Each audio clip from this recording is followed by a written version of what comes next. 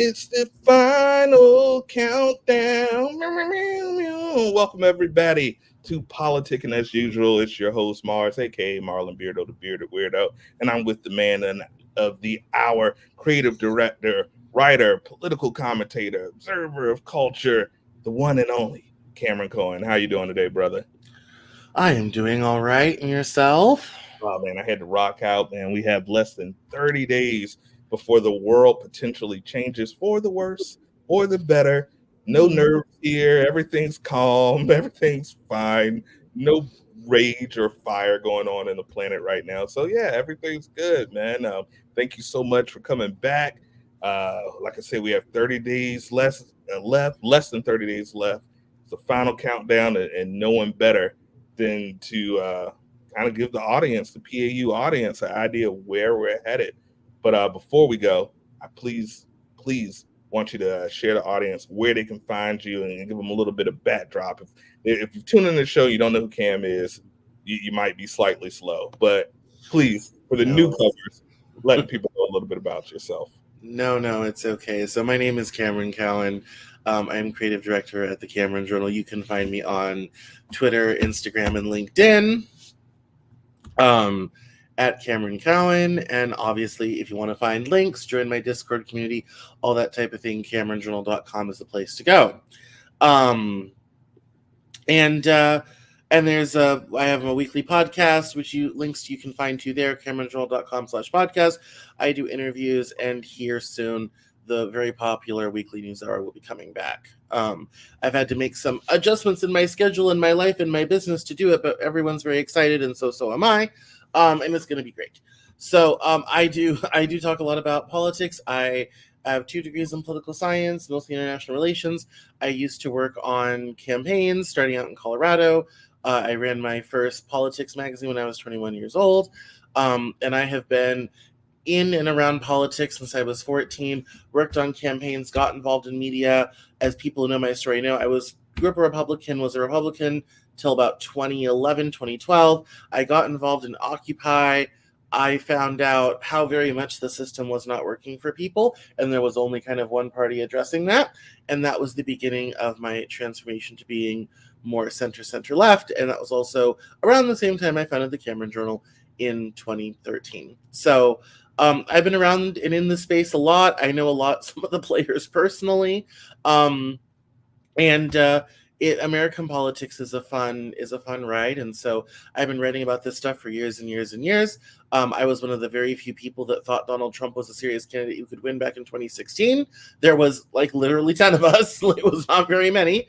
And I've just been on this same ride with y'all through 2016, through the pandemic, all this type of thing. And we've been holding you down at CameronJournal.com. And this season, I've been doing most of my political commentary here. Not really on my show. I've been doing most of it here. So it's been fun. And today we're going to talk about the final showdown between Kamala Harris and Donald Trump. I feel like it's Star Wars all over again, and somebody saying, I have the high ground, Anakin. I don't know who's Anakin. I don't know who's Darth on this. But it feels like every time we take a break and we come back for another episode, so many things have changed. So many things have stayed the same. So we're going to get right into it. In my day job, I work in the insurance industry. And as you can imagine, for the last couple of weeks, it's been complete chaos as whole offices, our main offices, and one of our main offices in Tampa, and it's completely shut down, which obviously is leaving a lot of people exposed. And when there's natural disasters or, something like 9/11, one thing I say about America is usually we come together. It may be the worst time. It's kind of like families at a funeral. You may hate each other, but during the funeral, people tend to come together. And the first question I wanted to talk about is this an all new low?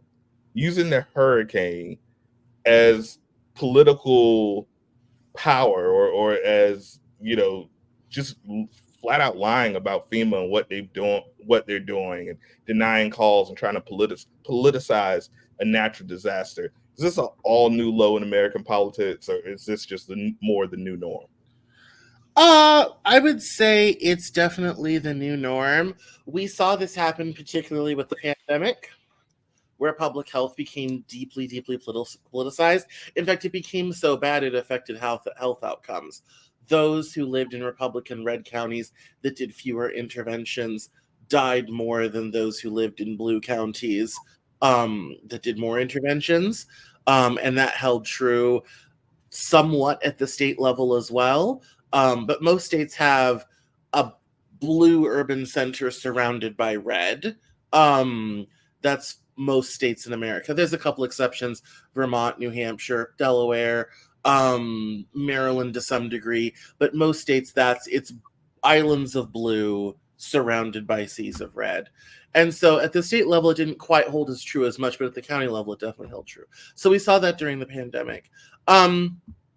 As far as the hurricane and politicizing that goes, everything in a presidential election year, particularly one as contentious and as strange as this one has been, everything's going to end up getting blended through politics, especially this year. This is really this is a first in American history for a couple of reasons. One, Donald Trump is one of a precious handful of candidates who have run, lost, or are running again. The only person who had non-consecutive terms was Grover Cleveland back in the 1880s.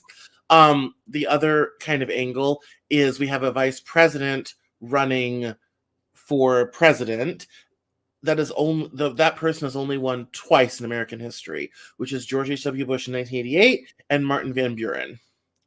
So we have this very unique situation where Donald Trump's trying to pull a Grover Cleveland. Kamala Harris is trying to pull an H.W. Bush. Whoever wins, it will be historic. They will be one of less than 3 people who have ever accomplished that in American history. So obviously the stakes are high, but that also means the risks are high, and we don't have a ton of historical comparisons for this. And especially in Kamala's case, I mean, George H.W. Bush winning in 88, he came off of 8 years of Reagan, who won 49 states in 84.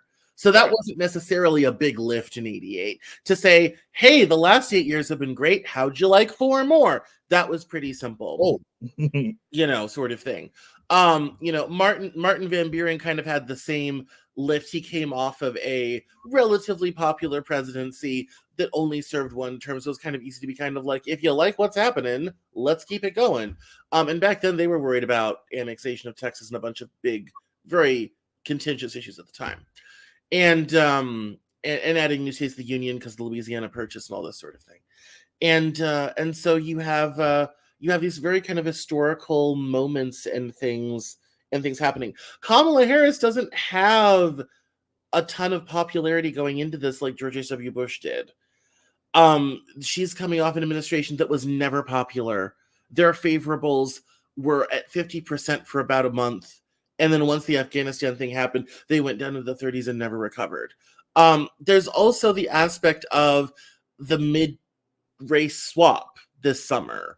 Right. I can't think of an election in the past where that's happened, where a major party's been like, get him out of here, find somebody quickly, So I can't. So I mean, I can. There's an argument to be made that this isn't George H.W. Bush. You're not coming off of 8 years of a popular president. Your chances of winning are, not great. But as we know, the rules don't apply in the Trump era.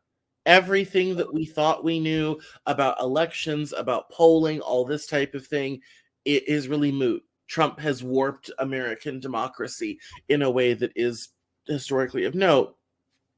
You then have, on the other side, you have the problem of, okay, well, you lost in 2020. Your party got cleaned out in 22. You have a 3 to 5 seat House majority, that you managed to pick up along the way, but you lost your shirt in 2020. You lost the House, you lost the Senate, you lost the White House. 2020 was an electoral disaster for Republicans at almost every level, especially down ballot. In ordinary times, there would have been very little argument for Trump to be the nominee, much less an argument for, and he can take it all the way. And the only reason that is possible is because Trump has absolutely hijacked the Republican Party. Now, I have friends on the right who think that's a good thing because, there are different, more extreme Christo-fascist parts of the Republican Party that would probably be at the fore if Trump were not there. I was telling someone that I joked that the Trump's actually making the GOP more moderate, because if he weren't there, the GOP would lean much more into its far right leanings. But Trump, having excellent political intuition, knows that's a loser. That's how you lose an election very, very quickly. So you have two candidates with no real reason to win, no real reason why either of them should be there, sort of thing. I mean, let's forget, 2 years ago, we were wondering what the hell Kamala was doing. I mean, a year ago. We elected the first female vice president, not that you know it, and what has she done? I mean, her whole time in office was viewed as kind of a failure, like, we probably shouldn't elect a woman again because this is not working out. And then in a matter of time, here we are. And she is 7 to 8 points ahead of where Joe Biden was and has turned this into a competitive race that in the end of June, Trump was starting to run away with. Very seriously. I mean, the polling numbers were not going in Biden's favor. They were very much going in Trump's favor. Trump was starting to walk away from Biden, even in swing states. And Kamala Harris caught up on all of that progress and has made it a close race and is +2, +3 nationally, depending on where you read. So it's no matter how you slice it, this election's weird. And I think anybody making solid predictions right now is a bit silly. We don't know how it's going to turn out. And we don't have historical data to help us out on this one. Not this one. No, we're in an uncharted zone. And my heart of hearts, I've said it before, my heart of hearts, I feel Trump pulls it out. But you look at the polls, she's right in that margin of error. He just recently went to Michigan and pretty much did a diss track and said, vote for me. Same things he's been doing, bashing, and that's Trump's go-to. He's a bit of a bully. But he's doing things to try to attract the younger voters. And this is an election, really the first election where streaming has been a thing. Usually you would see candidates go on 60 Minutes or CNN or Fox News, but now you have people on Aiden Ross and Andrew Schultz. Trump was really recently on Andrew Schultz. Yeah. And it was, I don't know if you saw any clips of that interview. Trump seems to me, when he's in that setting, when he's not in front of his audience at one of his rallies, or he's not going off on, when he's in a normal setting, from me, he comes off better than Kamala. He comes off more genuine, and I don't know if it's just more of his shites. If it wasn't for me knowing his actual politics and actual non-existent policies that he's just copying from Project 2025, for the regular youth who may not be as educated, that's what scares me. So you always hear the youth coming out, youth and minorities. What role do you see the younger voters playing in this election? And who do you think is making a larger impact on the youth? Do you think it's VP Harris or former President Trump right now is attracting more of the youth base? Well, I mean, I think if you'd asked me that question a month ago, it would have been a very different answer. I mean, we forget when Kamala Harris takes the reins in late July, and we did a show right around then. Yeah. And it was a pop culture phenomenon. I mean, they had a solid month where they controlled the narrative. They controlled the news cycle. They had an announcement every week. It was absolutely everywhere. And unfortunately for Harris, the DNC consultants came in and they have sucked every ounce of energy out of this campaign. It's depressing. I mean, it's, and I think part of that is too many Obama people running around the Biden-Harris universe. And that I think has been to her detriment with younger voters, because getting the Taylor Swift endorsement and having the pop culture stuff and all the merch and the TikToks and the funny clips turned into music and all that stuff, that I think is a way to engage younger voters. This is going to be the first election for a quite large swath of Gen Z. That's those born after 1997. And so this is going to be a pretty big, we're going to have a lot of new first-time voters this election. We had some in 2020, but there was still a big cohort that was still in high school. This time around, the vast majority of that generation is eligible to vote. And so I think the fact that they've sort of sucked the energy out of the campaign and told Walz to quit calling Republicans weird, and and we got rid of we will not go back because it wasn't future looking enough, sort of thing, has really sucked the energy out of the Harris campaign. And I think that makes it so they're going to struggle with younger voters. I think Trump is probably doing a good job of getting a hold of younger voters, particularly young men. That's a demographic that Kamala Harris has kind of given up on. Yeah. They send Walz out there to try to get that in a little bit, sort of thing, but it hasn't been successful. This is a very gendered election. In terms of men in general are tending to move to the right.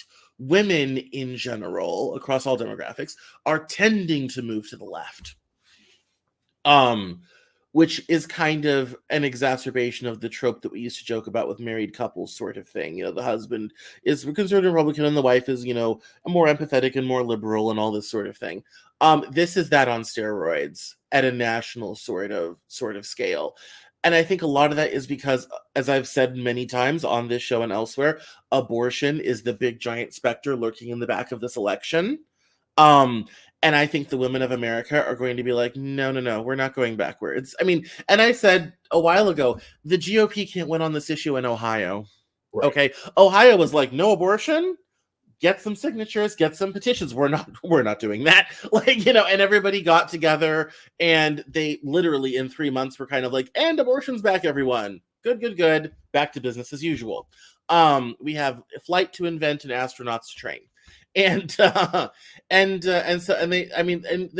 even in very conservative places like Georgia and Alabama, when abortion's on the ballot, it loses badly. And people are kind of like, yeah, we'll have our abortion rights back. Thank you.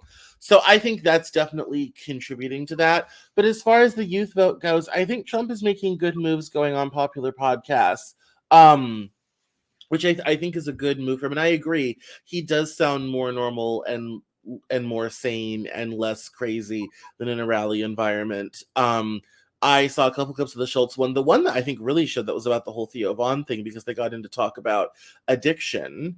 And right. Trump talked about his brother, and that very deeply affected Trump and people. He said that, people around him have said that, all this sort of thing. I think Trump's also trying to make a move by having Melania's book come out and her publicly say she's pro-choice, which Trump really can't be seen saying because most of the GOP is not with them on that. But very interesting that they made a big deal about her coming out and saying, I certainly believe in a woman's right to choose, sort of thing. And they kind of flogged Melania out to carry some water on that issue. And that message obviously was for young women.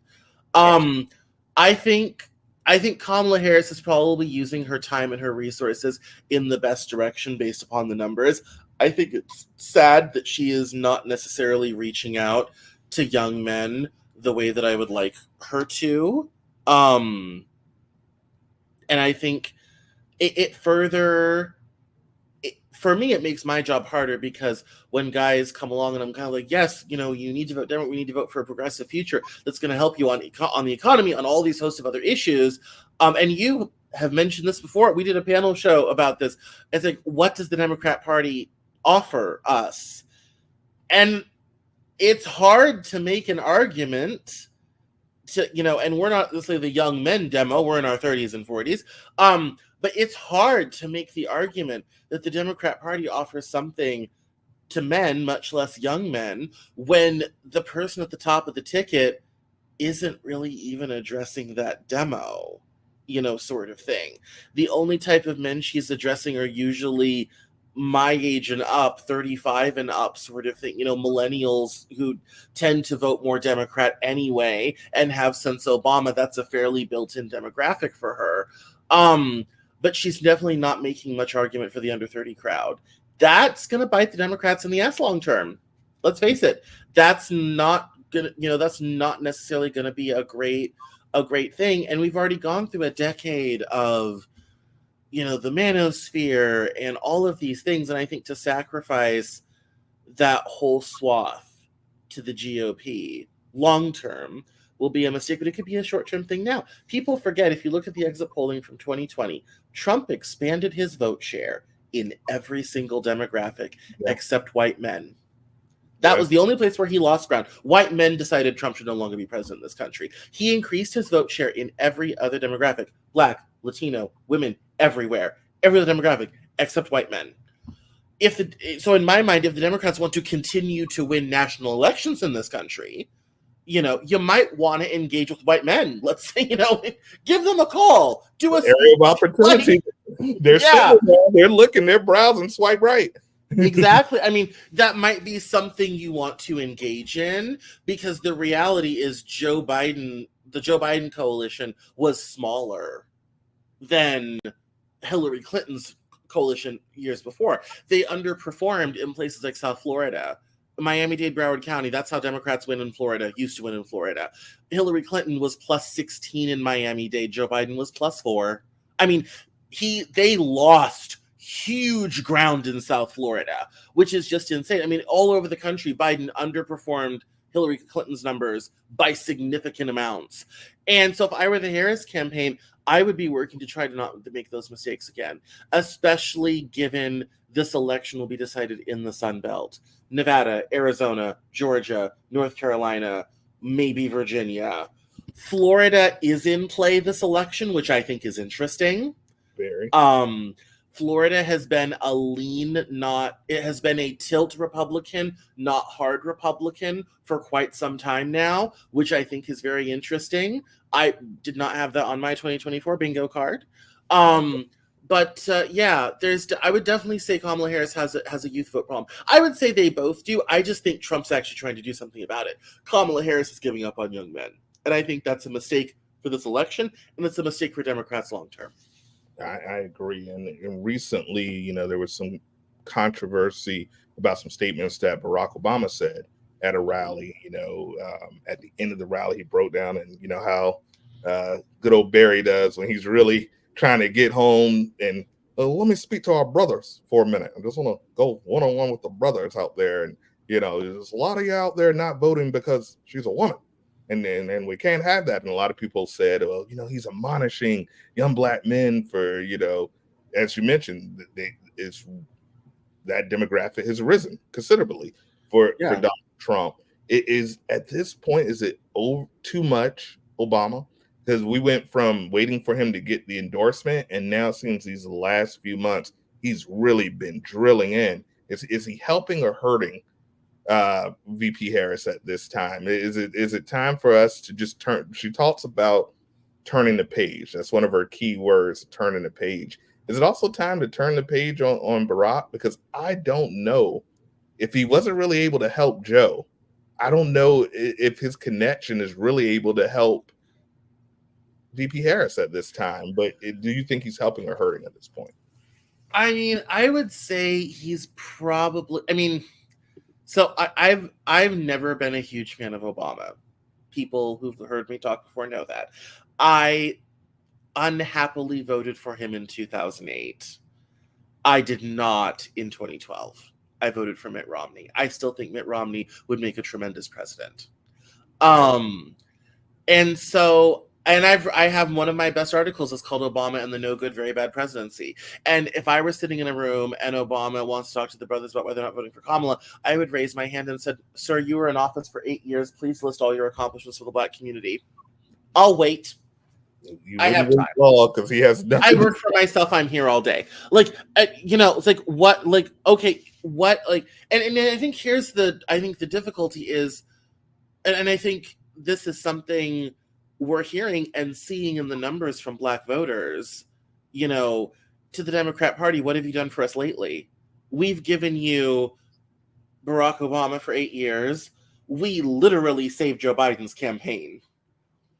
Literally. Black voters might get Kamala Harris in. What have you done to actually earn that vote. And even if we just want to talk about young Black men, what policy has Kamala Harris articulating that's going to do anything for young Black girls in the community? Yeah, the child tax credit is nice, but that's really only going to benefit them if they're married. And let's face it, marriage rates are going down. Half of marriages end in divorce. Yeah. So that tax credit's not going to do them that much good. And the baby bonus going want it anyway. So, their refund is going down. So that's not going to help them a whole lot. And then I would also say, where is a jobs program? Where is an anti-poverty program? Where is that community college plan? Yes, all of these things that would actually move the needle forward on doing something for young Black community. You talk about small business loans, okay, that's great, $50,000 for the business, but it's not increasing small business loans. It's a tax credit, which means you still have to have startup capital. That's a problem. Like there's a disconnect there, sort of thing. So I would say I don't think it's because she's a woman. I think it's because the Democrats haven't lifted a finger for the community in quite some time. And this community's given you 2 presidents in the last 15 years.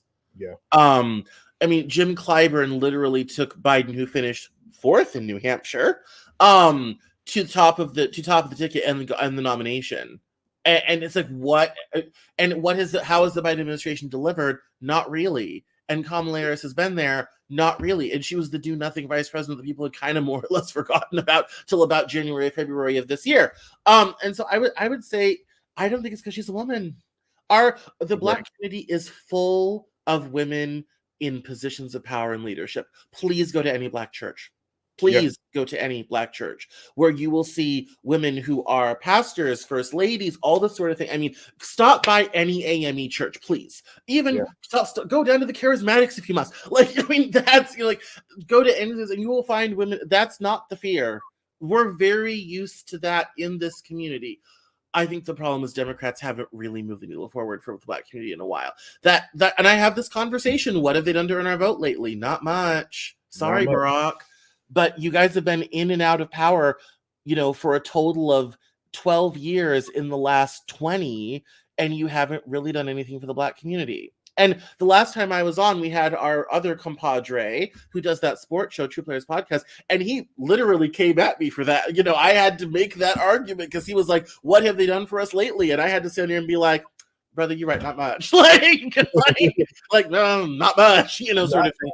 So I would say, Barack, not much, and that's on you, that's on Joe Biden, that's on Kamala Harris, that's on Jim Clyburn, that's on Maxine Waters, that's on the Black Congressional Caucus, of which there are many now. There's not really an excuse anymore. This isn't Shirley Chisholm days. There's dozens of you in Congress and in the Senate. You can't get anything done. You had uniparty government for the first 2 years Joe Biden was in. What did you do? And if you did something, you didn't message it very well because I'm a news junkie and I don't know what it is. So if I don't know, Lord knows my neighbor 2 doors over doesn't know. My other neighbor upstairs doesn't know. And I live in a complex with a lot of Black people. I guarantee you none of them know. If I don't know, they don't know. So, because they listen to my show to find out. So if I don't know, they won't know. So I think it's the Democrat Party needs to start earning that vote, and they haven't had to do that in almost 100 years.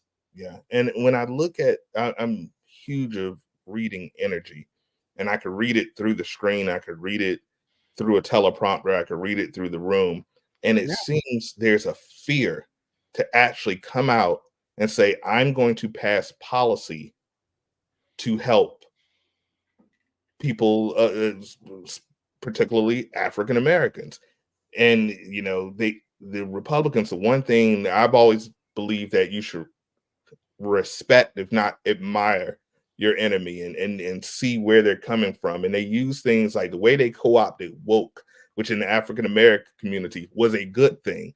The way that they use DEI now is almost a slur. Yeah, it's amazing. It's almost like PSYOP programming. And I'm like, how good is the Republican Party at taking words that belong to our community and somehow warping them into these big no-no words, and then the Democrats refuse to fight back. And I think where you see a lot of frustration. Me, at the end of the day, I look at the policy, I look at what's going to do for the economics, and that's why I know Trump is not good for the country, the world, and particularly African Americans. But I could certainly see the novice who's just looking at their lifestyle and looking at what's been going on. And I could see where they're saying, let's give Trump a try. These Democrats haven't done anything for us. So, I agree. I agree with you 100%. I feel at this point. I think one of the hard parts in this election, and I can't say this loud enough, I think a lot of people think a vote for Trump is a vote for the world before the pandemic. And I've said it before on the show, and I'll say it again. That world's not coming back, everyone. In the prices that you see on the shelf today are here to stay. Now, inflation this year over year, inflation is back down to normal. So in 2025, we will not see the price increases that we've seen before. Things are starting to stabilize economically, which is not so great for some other people in the world, like China, who's having deflation right now. But this is, for better or for worse, the new normal. It's going to stop going up, which is great, but we are at the new normal. I think that's kind of the danger I see, is that I think people are being like, oh, if we vote for Trump, we'll get 2018, 2019 back.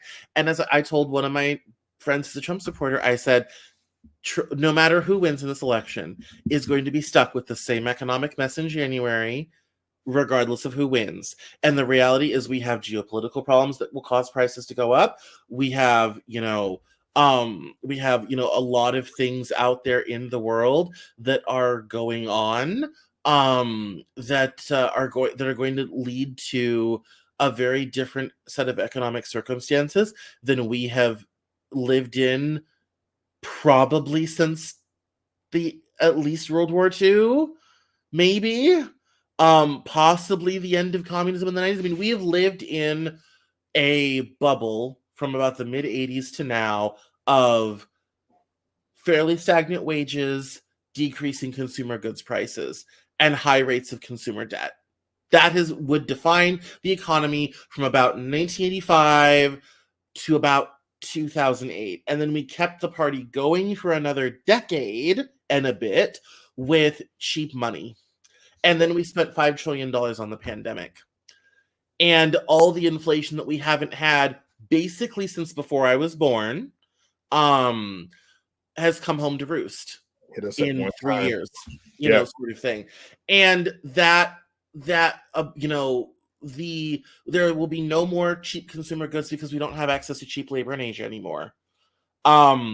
We're not going to have increasing consumer debt because we can't support it. And quite frankly, the American consumer is about tapped out. Even Dollar General is complaining that the American consumer is tapped out. So when Dollar General can't make it, what hope does that have for the rest of us? Not good. And you're not going to have the stable political order that existed between 1991 and 2021, we'll say.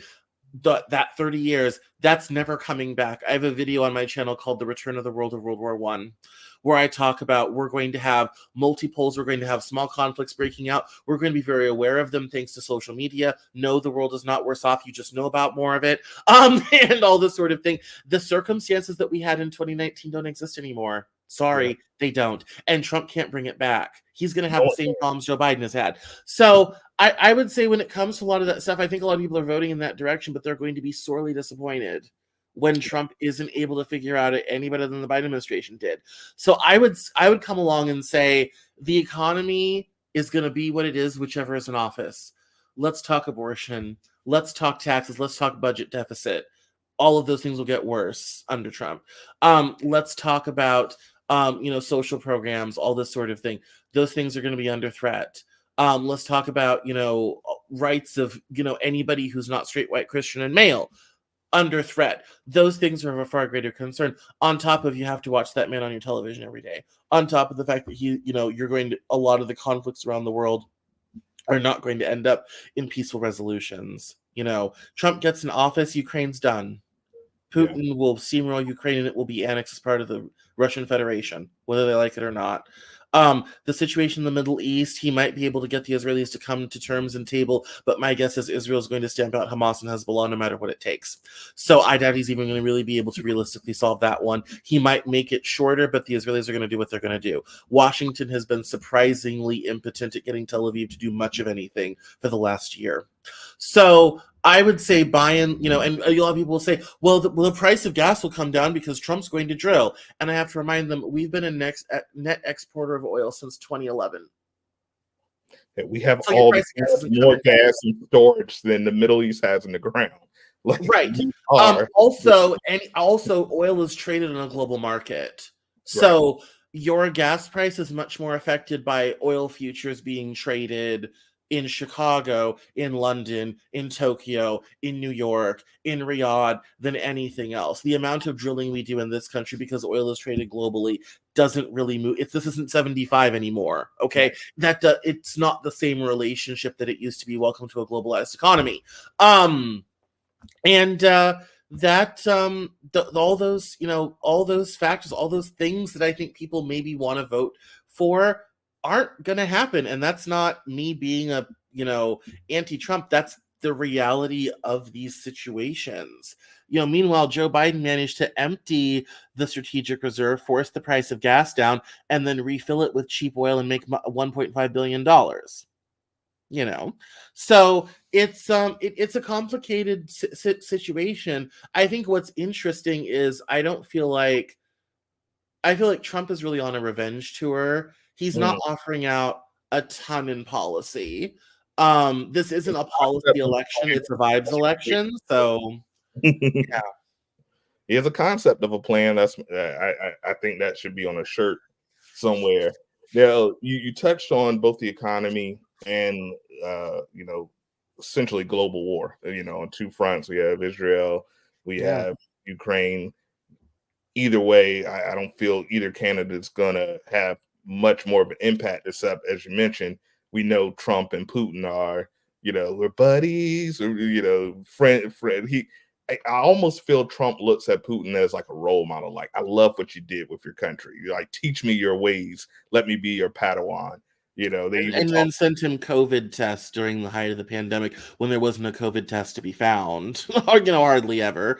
And then contacted Putin 7 times once he was out of office, which is technically treason, but we'll not go there. Father and I was just talking about that. Like, we were watching CNN. I'm like, isn't that treason? Like, it is. Still Yes, there's specific laws prohibiting American citizens doing foreign policy on behalf of the country without express written permission of the aforementioned government. Yes, no, absolutely. I mean, it's there, and the reality is, Trump gets in, and they'll be like, well, Trump will get Putin, and they'll make a deal. Yeah, and Ukraine won't exist as a country anymore. That's what's at the end of that deal. Is Ukraine becomes part of the Russian Federation. That's what's going to happen there. That's the deal. Now, one element that has unjustly, that I keep hearing the Republican, she's the border czar, and I'm like, that's not a thing. It's not a thing.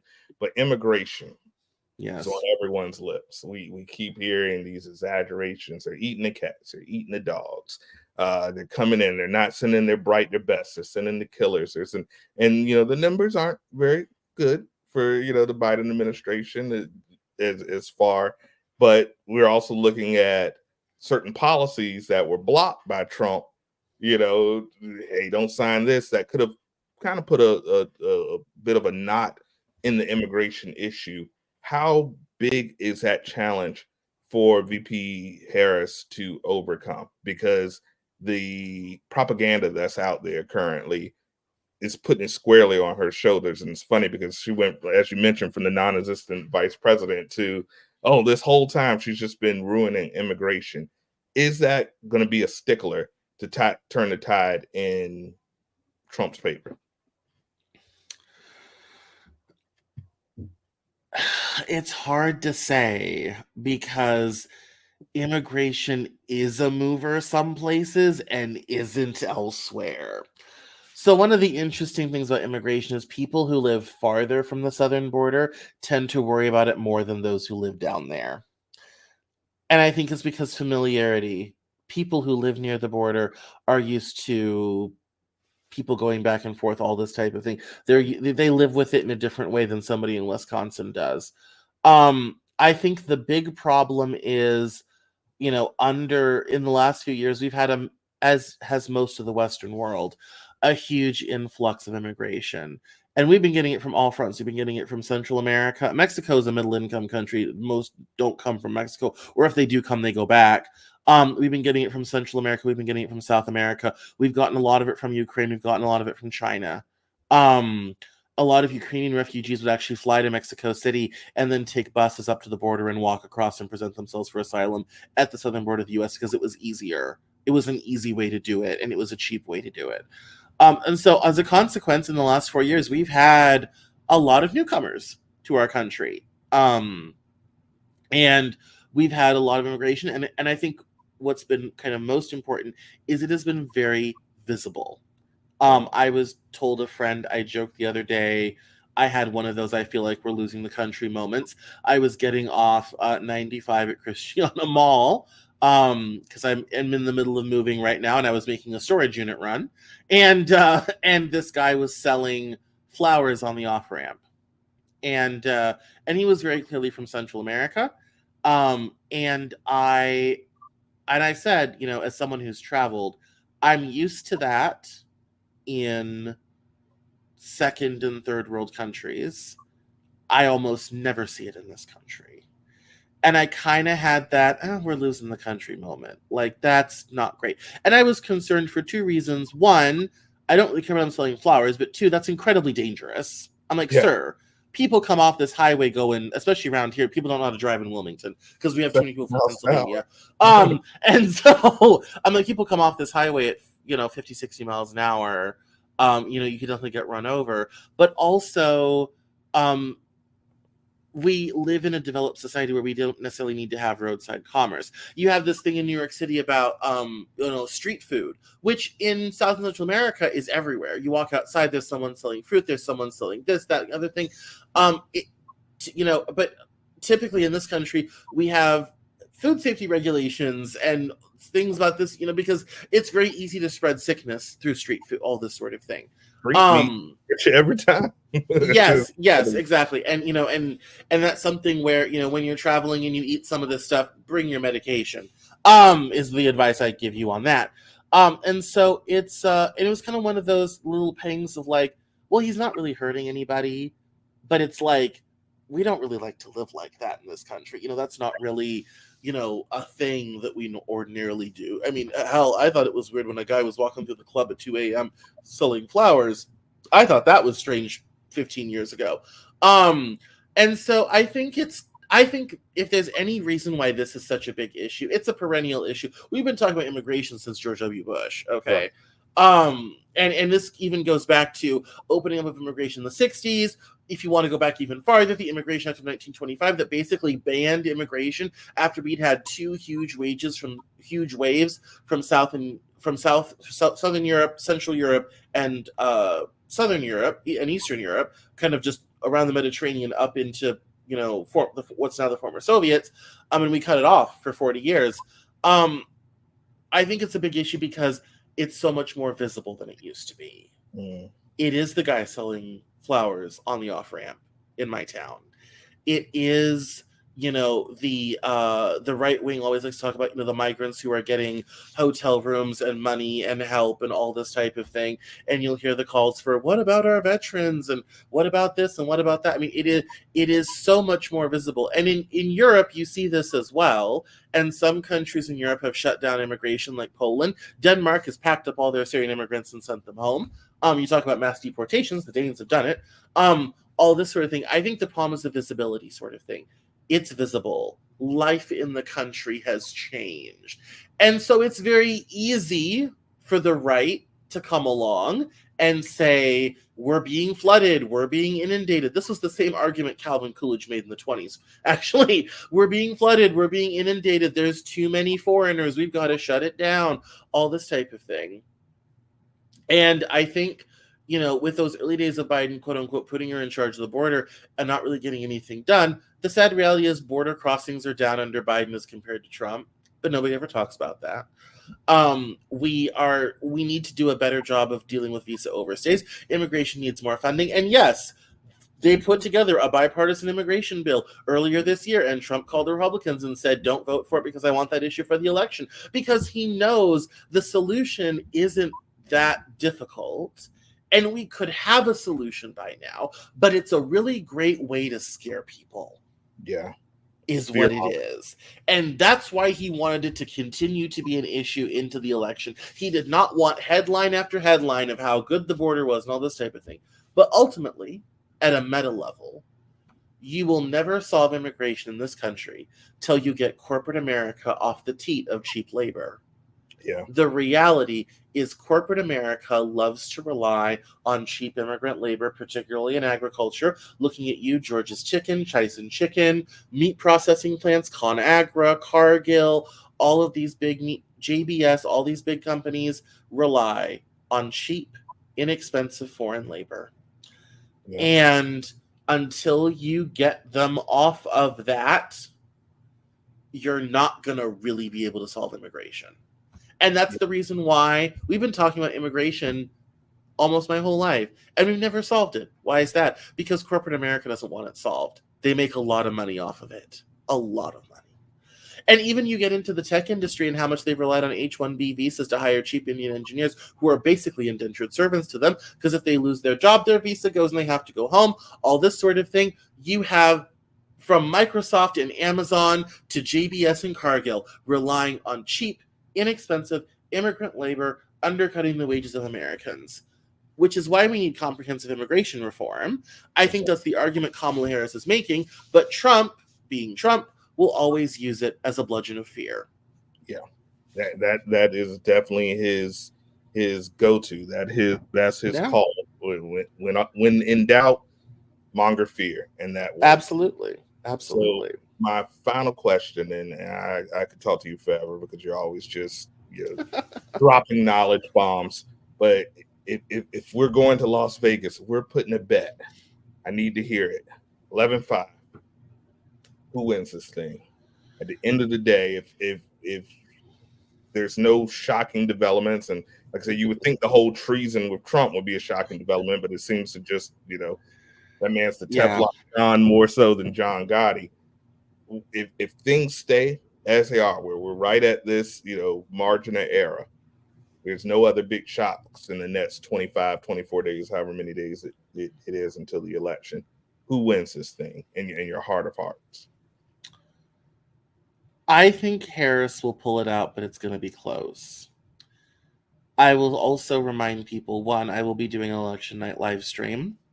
So check that out on my YouTube channel, youtube.com/@CameronJournal. I will be streaming probably starting around, polls close in the East at 7, so I'll probably start around 6. Keep an eye on my socials for the exact time. And 2 is I think it will be close. 3, we're not going to know the night of. Of course not. Yeah. A lot of these places are going to go to court.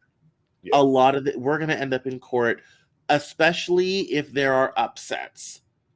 Mostly Harris winning where she's not supposed to. And you're going to, one of the big things that Trump has done with the big lie is he has undermined trust in American elections. I have a friend who's convinced illegals are going to vote Kamala Harris in. The Trump begging the Georgia Secretary of State for 11,000 votes didn't happen. And if that Republican guy who's now the governor must have been paid off by Democrats because only Democrats cheated elections, all this sort of thing. Republicans have so modified voting rolls, voting requirements, all this type of thing. You have state legislatures and governors with the power to overturn the will of the people. We are going to be in court in probably multiple states for weeks. Yeah. I also would remind people we're probably not going to get out of this without some political violence, and I don't care who wins. So, if you live in the DC area, I'd watch out very seriously, and that includes Northern Virginia, Eastern Panhandle of West Virginia, Southern Maryland. Things could get real weird. Stock for a hurricane, and that's not hyperbole. That's not me being a fearmonger. That's the reality. Things could get weird. I would be, election day, fill your cars up with gas, folks. Things could get weird nationwide. If you live in the DC area, get ready, get hurricane prepped. But even in the rest of the country, make sure your car is full of gas. Make sure you have some food in the house, all this type of thing. If you need to stay home because it's getting a little hairy outside, be able to do that, sort of thing. It's going to take some while. I think Harris will win it by a little bit. There is a very specific scenario where if Trump wins all the congressional districts in Nebraska, we could end up with a 269 tie, at which point then it goes to the House of Representatives, where the state delegations vote as a group. Trump will win that, by the way. There are more red state delegations than blue state delegations. Trump will win that, by the way. But that's a very real potentiality. We haven't had that situation since 1824, maybe in 1912. Don't quote me hard on that, but we did have that in 1824 for sure. Maybe 1912. So there's multiple possibilities and multiple outcomes here. There's multiple possibilities. There's multiple outcomes. There's no surefire answer, and I doubt we'll know the full answer the night of. I really do. It would take either one of them doing really well to make that happen. And I think also it's going to be a late night because the whole fight is happening in the Sun Belt. So we're talking Florida, Georgia, North Carolina, which North Carolina is going to be a mess because they just had a terrible hurricane and the western half of their state does not have power still, sort of thing. So you're going to have that, and then also Nevada, Arizona. And Nevada, Arizona, Nevada's in mountain. Arizona's in mountain. Nevada, I think Vegas is in Pacific. So we literally won't even have polls closing in Nevada till 11 o'clock here in the East. And we're not going to know anything probably until midnight, 1 a.m. here in the East. So we're not going to probably know the night of. Now, if things go well in the East, because we'll know North Carolina, we'll have some numbers out of North. We'll probably won't know the final count in North Carolina because, again, they just had a terrible hurricane. Georgia could be interesting because they've had a hurricane and flooding. Florida could be hard because they've had a hurricane now too. So we'll probably get some idea of where those states are going early, by the time the West is closing, we'll know some idea of the East. If things are going good for Harris in the East, that could make Arizona and Nevada irrelevant. Right. We may not care. However, if things don't go in her favor, all of a sudden we care a lot about Nevada and Arizona because that could be decisive, sort of thing. In the same way, in 2020, we didn't really know for about a week. Strap in. Get ready for that, because ultimately it was the count in Arizona that secured 270 for Joe Biden. People kind of forget we didn't know the night of. We didn't know for several days, and we still were locked in court for a month, and then had Jan 6. So I mean, what happened in 2020 and how it went on, and we're going to be talking about and all this type of thing. Strap in for that. But I think Harris will pull it out, but I think it's going to be close. Trump is going to lie. He's going to say it's rigged. They're going to sue. We're going to be stuck in court, but I think Harris will eke it through. But it's going to be a very tough situation. However, to your intuition, if Trump pulls it out, I won't be terribly surprised. Yeah. I don't even necessarily fault Kamala. Biden was never that terribly popular. His own party wasn't even enthusiastic. I wasn't enthusiastic, sort of thing. And so, I would not be so. It's like you're the vice president of a relatively unpopular president who's trying to win a term of your own. Again, what did I say an hour ago? Only happened 2 times in U.S. history. I wouldn't even necessarily fault her for that if Trump manages to pull it through. But there also could be some electoral shenanigans that get the job done. I definitely foresee this. Will we be having a conversation about the Supreme Court somewhere in this? Probably. I would say chances of that are pretty good, especially if she picks up a state she's not supposed to win, like North Carolina, and the Republican legislature overturns the electors, and then the Democrats will say that's unconstitutional, you can't do that. That's going straight to SCOTUS on a one-way ticket. Get on that Amtrak, go straight to DC. That's where that conversation's going. And so unfortunately, Trump wins. If it goes to SCOTUS, Trump wins. And well, that, yeah, I mean, and this I think is the sad. Here's the I think the difficult thing, but the solace if you're Donald Trump. If you end up with a tie, which is possible, present polling, if he wins in Nebraska, we get 269, 269. Steve Kornacki did a thing on it on NBC the other day. That is very possible. Or SCOTUS, Trump can structurally win either through getting it thrown to the House or through a SCOTUS decision that goes in his direction. He can still pull this out, which means he doesn't actually need to win to still win. Kamala Harris needs to do well, and she needs to do very well. yeah, Joe Biden finished out with 306 electoral votes. Kamala Harris needs to do that or better. And that means she's got to do better in the Sun Belt than she's doing. And that's my concern is Georgia has not been going in her favor almost this entire time. She's never been up in Georgia. And that was a big part of the Joe Biden win in 2020. North Carolina's nice. Oh, Barack Obama won North Carolina in 2008. And I think it's interesting that there's serious polling that she could do well there. Apparently you need to be a candidate of color to do well in North Carolina. Who knew? Because Hillary Clinton and Joe Biden didn't win there at all. Sort of thing. But how Nevada, Arizona, Florida, maybe Georgia, North Carolina. Kamala Harris has pretty much locked Trump out of the upper Midwest. Yeah. He doesn't have a lot of hope in Michigan, Wisconsin, Pennsylvania. In some polls in Pennsylvania have her up double digits, but the most conservative polls have her up by 7 in Pennsylvania. Trump is not going to win this in the upper Midwest. He's going to win it in the Sun Belt. If he's going to win it, he's going to win it in the Sun Belt. If she's going to lose it, she's going to lose it in the Sun Belt. So if I were her in these last couple of weeks, I would literally move into Phoenix. Sort of like I would have everybody you can, especially your Western surrogates for whom it's not as long a flight. I would have them in Phoenix. I would have them, especially anywhere in Maricopa County, really. Because that's where you win Arizona's in Maricopa County. I would have your Western surrogates. So that's your Gavin Newsom's, your Jay Inslee's, all that, the whole West Coast Democrat crowd. I would have them literally set up shop in Clark County in Nevada, because that's Las Vegas, and in Maricopa County in Arizona, because that's Phoenix metro area. I would literally have them set up shop, get buses and air conditioning, because that's how you'll pick up those two states. So I think Harris will pull it out, but it's going to be close, and be prepared. We're not going to really know for about 3 weeks minimum. And yes, be prepared, be safe, be careful. Yes, do fill your cars with gas. Do lay in some food. If you're in the DC area, get ready, get serious, because things are gonna get weird. The rest of the country, don't get caught out on this one, because this is an election where we may see disparate political violence pop up around the country, and that's real. That's very real. Very real. And that's not hyperbole.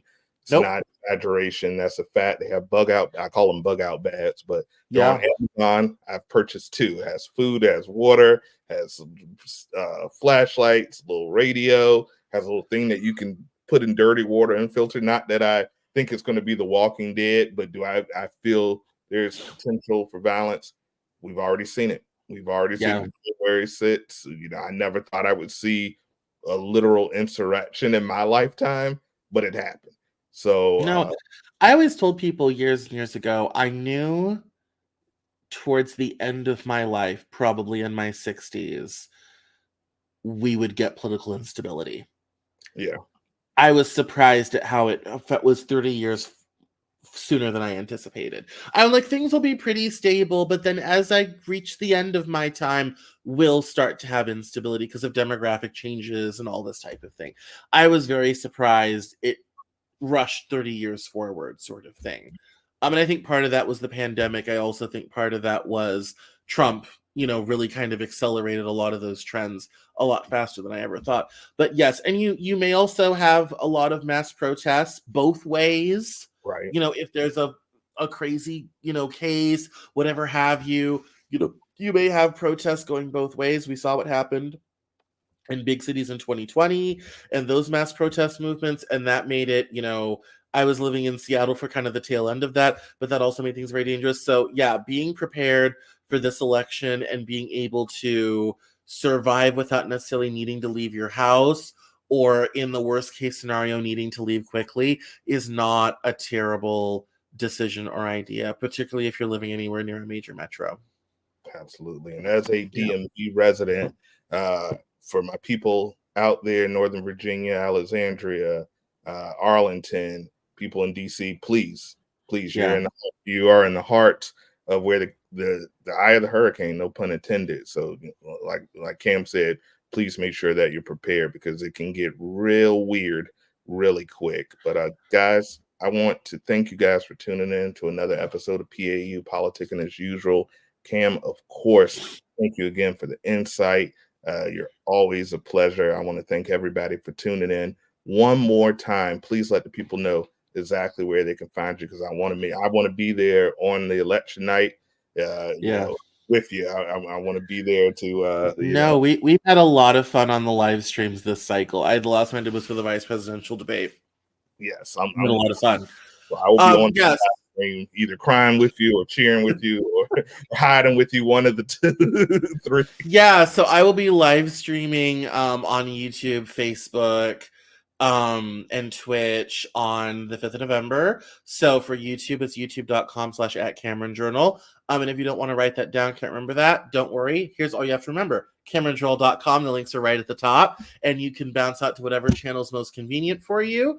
And there'll be post announcement. Follow me on social, Twitter, Facebook, Instagram, TikTok, all this type of thing, and I'll keep everybody posted on the live stream. I will be live streaming probably for at least 3 or 4 hours until I get kind of tired or all the viewers leave and I'm like, well, I'll be on TikTok tomorrow, sort of thing. And we'll go from there. But yeah, it's gonna be fun. It's gonna be a long night. And we'll have I'll probably do some talk and some commentary. We might play some games. We might do a little bit of historical election trivia sort of thing. Depending on who's there. We'll check out Steve Kornacki. We'll check out multiple different streams sort of thing. And I have a great new website with an interactive map, and I will keep track for us as the night goes on. So that's quite exciting. We're getting very sophisticated here. So yeah, so we'll have a lot of fun, and it's like I said, all the streams are a good time. We had a blast with the VP debate. So, and we had a lot of people in, so it's going to be good. So CameronJournal.com, keep an eye out, and I'll see you everybody on the 5th of November. See you there. I'll be there on November 5th with my Steve khakis. I already got the Dockers pressed and ready, so I'll very be nice. On. Well, Cam, once again, thank you so much, sir. You are always a pleasure and always welcome here on PAU. Guys, you know what to do. Please like, comment, subscribe. Give Cameron a follow over on his social media as well. And that's social media I handle right there. And make sure you're there on November 5th for the election special. It's going to be a good one. It's going to be a big one, but more importantly, it's going to be a super important one because we might be broadcasting in Canada if it goes wrong. So we'll if they'll let me in. I think I got a speeding ticket, so I don't know if they'll let me in, but we'll see. Guys, thank you all for tuning in as we end every episode. Like, comment, subscribe. Make sure to turn your notifications on so when these episodes drop, you'll be the first to have an opportunity to view. Cameron, thank you so much. Guys, thank you for tuning in. And remember, politicking as usual, where we cover the political spectrum from A to Z. We're out.